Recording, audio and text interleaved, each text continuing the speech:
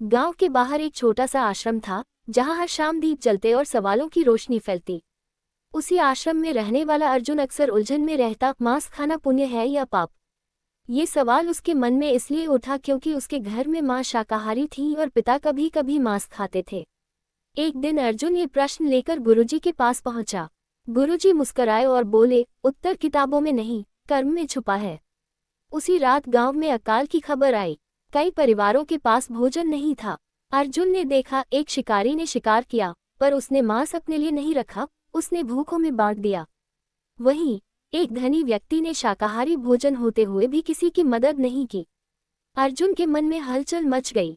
क्या पाप भोजन में है या भावना में? अगले दिन गुरुजी ने कहा, भोजन अपने आप में न पुण्य है न पाप। पुण्य करुणा में है, किस नियत से खाया गया, किसे खिलाया गया और किसी को हानि तो नहीं पहुंची। अर्जुन समझ गया कि अहंकार, हिंसा और स्वार्थ पाप है, दया, संयम और सेवा पुण्य। उस दिन से उसने यह नियम अपनाया, जो भी खाए कृतज्ञता से खाए, और जो भी हो किसी की पीड़ा बढ़ाने का कारण न बने। कहानी यही खत्म नहीं हुई। गांव में शांति आई, क्योंकि लोगों ने भोजन से पहले भावना बदल ली।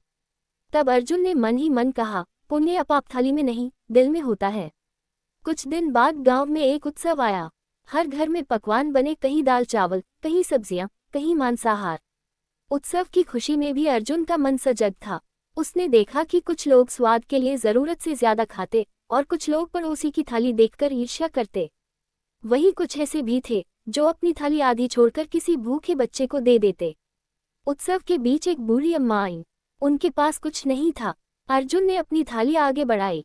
अम्मा ने मुस्कुराकर कहा, बेटा, भोजन नहीं, तुम्हारी भावना चाहिए। ये सुनकर अर्जुन ने आसपास देखा और सबको बुलाया। किसी ने रोटी दी, किसी ने सब्जी, किसी ने पानी। अम्मा का पेट ही नहीं, मन भी भर गया। शाम को गुरुजी ने सबको एक सवाल दिया, अगर भोजन पवित्र है तो क्या बांटना भी पवित्र नहीं? लोगों ने सिर झुका लिया। गुरुजी बोले, संयम रखो, करुणा रखो और आभार रखो, तब हर कौर पूजा बन जाएगा। उस रात अर्जुन ने डायरी में लिखा, आज समझ आया कि मांस या शाक निर्णय व्यक्ति का है, पर लालच या दया निर्णय आत्मा का। और गांव ने एक नया नियम अपनाया, उत्सव में पहले पड़ोसी, फिर अपनी थाली। समय बीतने लगा। गांव का वह नया नियम अब आदत बन चुका था। पर एक दिन बाहर से व्यापारी आए। उन्होंने कहा, हम स्वाद और वैभव लाए हैं, जो चाहे खाओ, जितना चाहे खाओ। गांव में हलचल मच गई।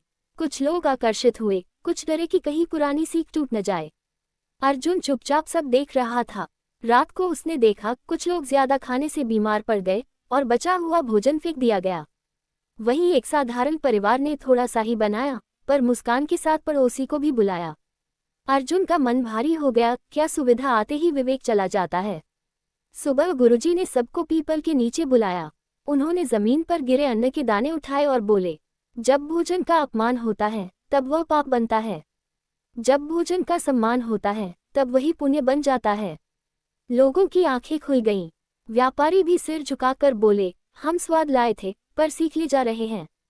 अर्जुन को समझ आया, मुद्दा यह नहीं कि क्या खाया गया, बल्कि यह है कि कैसे और क्यों खाया गया। उस दिन से गांव में एक और नियम जुड़ गया, भोजन उतना ही जितना जरूरी हो, क्योंकि संयम के बिना कोई भी भोजन पवित्र नहीं होता। अर्जुन मुस्कुराया। कहानी अब गहराने लगी थी। एक वर्ष बाद गांव में भयानक बारिश हुई। खेत डूब गए, रास्ते टूट गए और भोजन की कमी हो गई। वही व्यापारी फिर लौटे, इस बार बेचने नहीं, मदद करने। उन्होंने कहा, हमें याद है आपकी सीख, पहले पड़ोसी, फिर अपनी थाली। गांव वालों ने मिलकर भंडार खोला और जो भी था बराबर बांट दिया, कोई भेद नहीं, कोई भेदभाव नहीं। अर्जुन ने देखा, उस दिन किसी ने यह नहीं पूछा कि थाली में क्या है, सबने ये देखा कि सामने वाला भूखा न रहे। गुरुजी ने अंतिम बार सबको बुलाया और बोले, आज तुम्हें उत्तर मिल गया। मांस हो या शाक, अगर भूख मिटे, पीड़ा न बढ़े और अहंकार न पले तो वह पुण्य है। अगर स्वाद के लिए हिंसा, लालच या अपमान हो तो वही पाप है। बारिश थमी, धूप निकली, गांव बच गया, क्योंकि उसने भोजन नहीं, भावना को पवित्र किया था।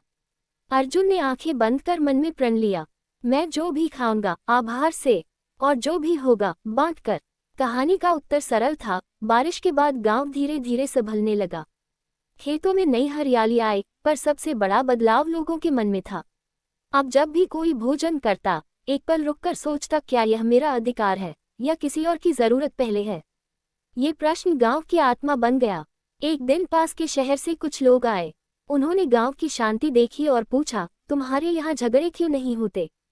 भोजन को लेकर भेद क्यों नहीं? अर्जुन ने मुस्कुराकर उत्तर दिया, क्योंकि हमने खाना नहीं बदला, सोच बदली है।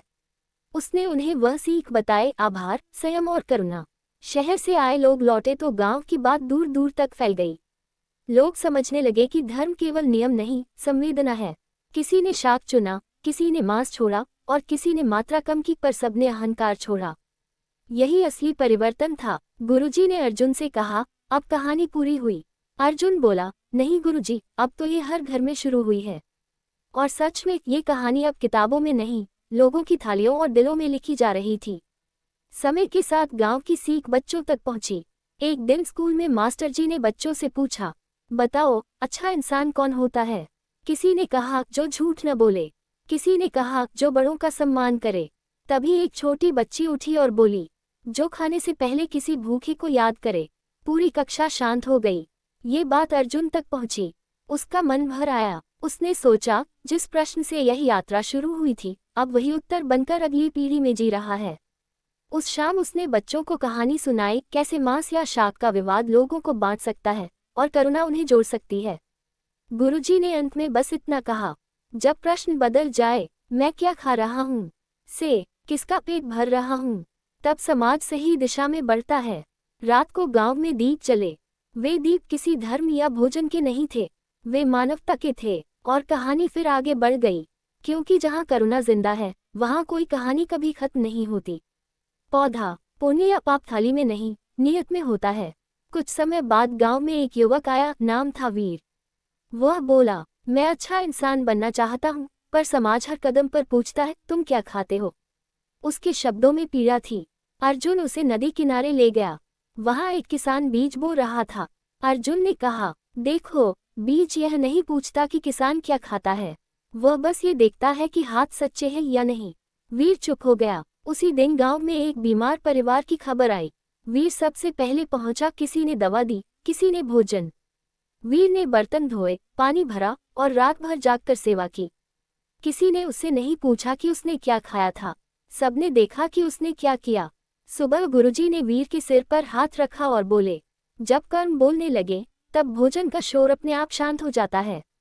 वीर की आंखों से आंसू गिर पड़े। उसे अपना उत्तर मिल गया था। उस दिन से गांव में एक नई कहावत चल पड़ी, इंसान को थाली से नहीं, उसके व्यवहार से पहचानो।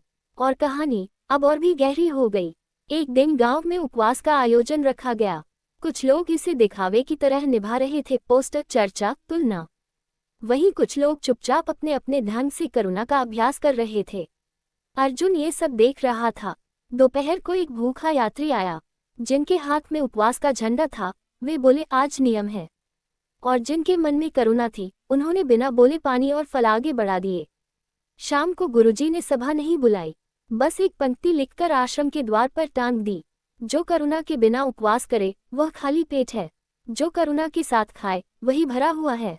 लोग पढ़ते रहे, समझते रहे। अर्जुन ने महसूस किया, कभी कभी सबसे बड़ा उपदेश मौन होता है। उस दिन किसी ने बहस नहीं की, बस हर किसी ने अपने भीतर झांका।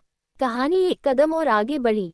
अब प्रश्न यह नहीं था कि मांस खाना पुण्य है या पाप, बल्कि यह था कि मैं दूसरों के लिए कितना करुणामय हूँ। और यही मौन सबसे स्पष्ट उत्तर बन गया। एक सुबह गांव में एक बड़ा विवाद खड़ा हो गया। बाहर के कुछ लोग आए और बोले, तुम लोग सही कौन हो, जो शाक खाते हो या जो मांस? पहली बार गांव फिर से दो हिस्सों में बंटता दिखा। अर्जुन ने कुछ नहीं कहा। वह सबको लेकर उसी पुराने पीपल के पेड़ के नीचे पहुंचा, जहां से यह यात्रा शुरू हुई थी। गुरुजी बहुत वृद्ध हो चुके थे। उन्होंने बस एक कटोरा पानी मंगवाया और उसे सबके बीच रख दिया। गुरुजी बोले, इस पानी में आकाश भी दिखता है और चेहरा भी।